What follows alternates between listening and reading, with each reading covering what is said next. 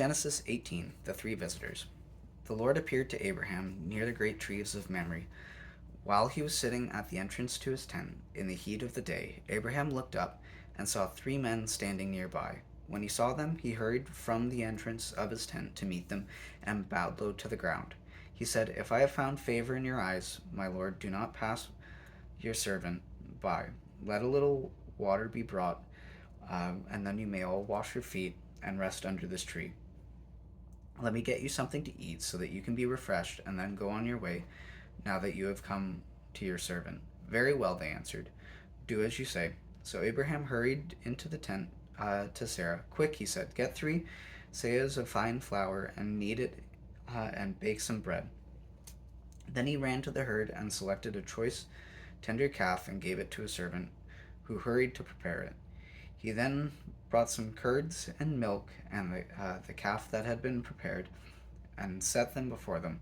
While they ate, he stood near them under a tree. "Where is your wife Sarah?" they asked him. "There in the tent," he said. Then the Lord said, "I will surely return to you about this time next year, and Sarah your wife will have a son." Now Sarah was listening at the entrance to the tent, which was behind him. Abraham and Sarah were already old and well advanced in years, and Sarah was past the age of childbearing. So Sarah laughed to herself as she thought, "After I am worn out and my master is old, now I will have this pleasure." Then the Lord said to Abraham, "Why did Sarah laugh and say, 'Will I really have a child now that I am old?' Is anything too hard for the Lord? I will return to you at the appointed time next year, and Sarah will have a son." Sarah was afraid, so she lied and said, "I did not laugh." But he said, "Yes, you did laugh." When the men got up to leave, they looked down towards Sodom, and Abraham walked along with them to see them on their way.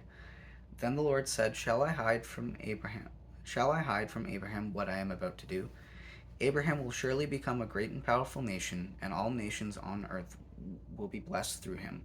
For I have chosen him, so that he will direct his children and his household after him to keep doing the way of the Lord by doing what is right and just, so that the Lord will bring about for Abraham what he has promised him." Then the Lord said, "The outcry against Sodom and Gomorrah is so great, and their sin is so grievous, that I will go down and see if what they have done is as bad as the outcry that has reached me. If not, I will know." The men turned away and went toward Sodom, but Abraham remained standing before the Lord. Then Abraham approached him and said, "Will you sweep away the righteous with the wicked? What if there are 50 righteous people in the city? Will you really sweep it away and not spare the place for the sake of the 50 righteous people in it?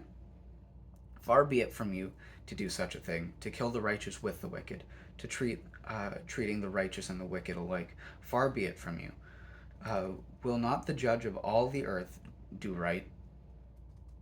The Lord said, "If I find 50 righteous people in the city of Sodom, I will spare the whole place for their sake." Then Abraham spoke up again. "Now that I have been so bold as to speak to the Lord, though I am nothing but dust and ash, what if the number of the righteous is 5 less than 50? Will you destroy the whole city because of 5 people? If I find 45 there," he said, "I will not destroy it."